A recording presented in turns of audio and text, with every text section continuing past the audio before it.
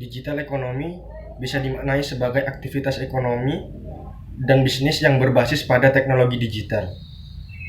Dengan kata lain, digital ekonomi merupakan pelaksanaan kegiatan ekonomi dan bisnis melalui pasar yang berbasis internet dan web. Adapun kegiatan tersebut meliputi berbagai area yang luas, termasuk diantaranya bisnis hiburan, layanan kesehatan dan pendidikan, serta jasa finansial dan perbankan. Terdapat setidaknya 4 hal penting yang terkait dengan aktivitas digital ekonomi, yakni letak geografis yang tidak lagi relevan, adanya platform tertentu yang menjadi kunci utama kegiatan ekonomi dan bisnis.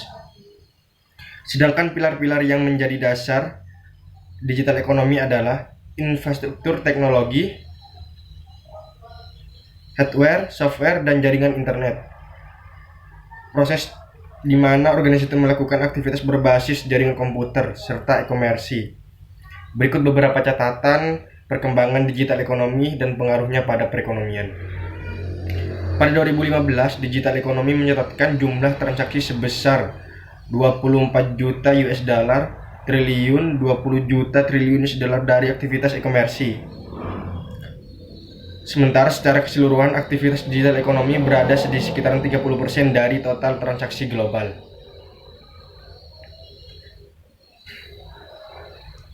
Sementara kelompok kerjasama G20 menyatakan bahwa perkembangan digital ekonomi merupakan sebuah kesempatan sekaligus tantangan bagi kerjasama di bidang perekonomian dan perdagangan antar negara.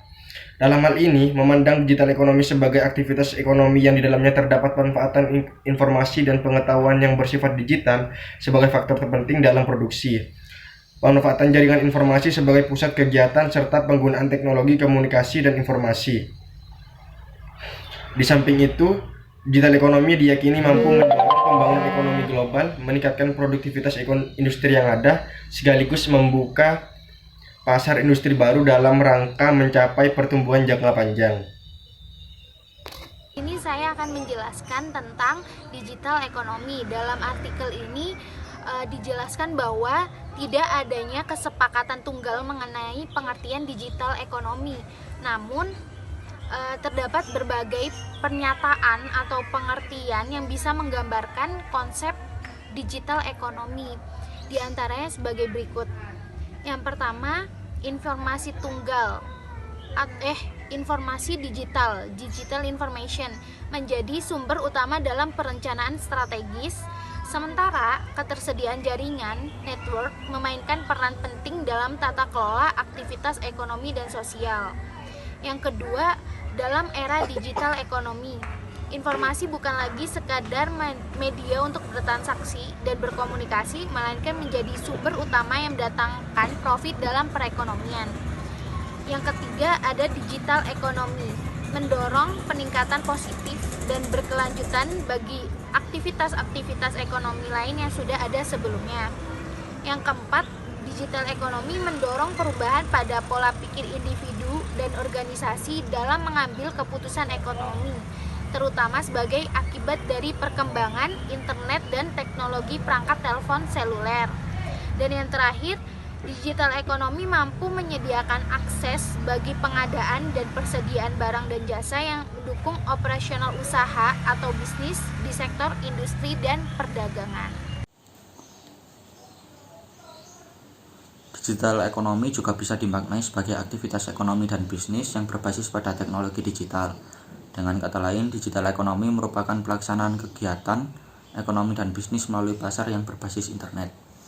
Adapun kegiatan tersebut meliputi berbagai area yang luas, diantaranya bisnis hiburan, layanan kesehatan dan pendidikan, serta jasa finansial dan perbankan. Keberadaan digital ekonomi dipercaya mampu mendorong pertumbuhan ekonomi dan meningkatkan daya saing produk dan jasa baik di level mikro maupun makro. Selanjutnya saya akan menjelaskan beberapa faktor pendukung pelaksanaan digital ekonomi. Yang pertama, memperkuat investasi pada teknologi informasi dan komunikasi sebagai media sekaligus jembatan penghubung bagi setiap aktivitas perekonomian dan perdagangan. Yang kedua, mendukung kewirausahaan serta inovasi dalam riset dan pengembangan pada setiap aktivitas perekonomian, serta pengembangan teknologi untuk mengintegrasikan aktivitas-aktivitas tersebut. Yang ketiga, mendukung perusahaan-perusahaan berbasis e-commerce, baik dalam hal dokumentasi transaksi secara elektronik, pengenalan sidik jari digital, serta electronic payment dan online payment. Yang keempat, mengembangkan keterbukaan digital, antara lain dengan membuka akses seluas-luasnya bagi setiap individu yang ingin memanfaatkan digital ekonomi untuk meningkatkan produktivitas dan daya saingnya. Yang kelima, mendukung UMKM dalam pemanfaatan teknologi komunikasi dan informasi untuk meningkatkan kinerjanya dalam perekonomian, antara lain dengan penyediaan teknologi yang mudah diakses dengan biaya yang terjangkau. Ya, di sini saya akan menjelaskan mengenai pengertian globalisasi ekonomi. Globalisasi ekonomi adalah peningkatan integrasi ekonomi dan saling ketergantungan ekonomi nasional, regional, lokal seluruh dunia. Melalui intensifikasi pergerakan jasa, teknologi, dan modal lintas batas, apabila globalisasi merupakan serangkaian proses yang melibatkan berbagai jenis pertukaran ekonomi, politik, dan budaya. Globalisasi ekonomi kontemporer didorong oleh pertumbuhan informasi yang cepat di semua jenis aktivitas produktif dan pemasaran dan perkembangan sains dan teknologi. Globalisasi ekonomi terdiri dari globalisasi produksi dan keuangan, pasar dan teknologi, rezim organisasi lembaga, perusahaan, dan tenaga kerja. Meski globalisasi ekonomi sudah meluas sejak munculnya perdagangan antar negara, pertumbuhan naik drastis dalam kurun 20-30 tahun terakhir berkat kerangka kerja General Agreement of Tariffs and Trade dan Organisasi Perdagangan Dunia. Semua negara pun perlahan menghapus hambatan perdagangan dan membuka akun lancar dan akun modalnya. Ledakan ekonomi modern disebabkan oleh integrasi negara maju dan negara berkembang lewat investasi asing langsung, pengurangan hambatan perdagangan, dan imigrasi lintas perbatasan. Saya Erik akan menjelaskan tentang dampak dari globalisasi ekonomi. Globalisasi ekonomi membawa dampak negatif dan positif bagi perekonomian suatu negara. Berikut adalah dampak yang positif. Yang pertama, meningkatnya kapasitas produksi. Peningkatan kapasitas produksi menjadi salah satu aspek penting dalam globalisasi ekonomi. Dengan artian, masyarakat global yang melakukan perdagangan akan terus meluaskan pangsa pasarnya, sehingga pangsa pasar yang luas, penjualan juga akan ikut menyertai. Hingga akhirnya kondisi ini menimbulkan adanya pengelolaan produk, baik jasa atau barang yang lebih besar. Selanjutnya, meningkatnya kemakmuran negara. Perolehan kemakmuran ini didapatkan dengan adanya hasil pajak yang dikeluarkan oleh perusahaan tertentu, apalagi jika produknya itu sudah dipatenkan, sehingga setiap negara yang ikut meluaskan produknya haruslah meminta izin dengan memberikan distribusi pendapatan tambahan. Yang ketiga, semakin luasnya pasar produk dalam negeri.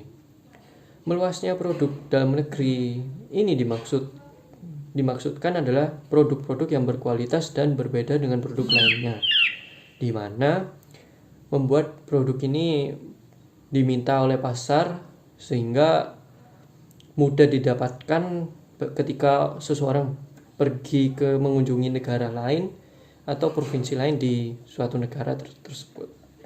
Selanjutnya, meningkatnya modal untuk membiayai pembangunan ekonomi. Meningkatnya modal dalam membiayai ekonomi ini dilakukan oleh perusahaan itu sendiri ataupun perekonomian yang dilakukan untuk negara-negara yang bersangkutan. Selanjutnya adalah berkembangnya teknologi. Teknologi dan ekonomi menjadi salah satu aspek bahasan utama dalam globalisasi ekonomi, di mana teknologi memiliki peranan tinggi dalam hubungan sosial masyarakat, dan peranan ini didapatkan dari adanya keyakinan akan kebutuhan manusia. Yang selanjutnya adalah dampak negatif dari globalisasi ekonomi. Yang pertama, perkembangan industri dalam negeri yang menjadi terhambat. Hal ini didasari pada kalanya persaingan dan juga kalanya modal dalam melakukan perdagangan dan pengembangan produk. Yang kedua, ketidakstabilan neraca pembayaran. Globalisasi ekonomi seringkali membuat harga jual dalam pasar itu menjadi lebih besar dengan proses pengirimannya yang akhirnya dengan keadaan ini banyak perusahaan yang menengah ke bawah gulung tikar atau menjadi bangkrut. Yang ketiga, sektor keuangan tidak stabil akibat investasi berlebihan. Investasi yang berlebihan membuat sulit untuk mengatur keuangannya. Hal ini disebabkan karena tingginya tuntutan dari para investor. Selanjutnya, prospek pertumbuhan jangka panjang yang melemah. Banyaknya produk yang masuk suatu negara membuat masyarakat hanya sebatas menjadi penonton dan penikmat daripada derasnya globalisasi ekonomi. Ya, sekian. Selanjutnya saya akan memberikan contoh globalisasi ekonomi.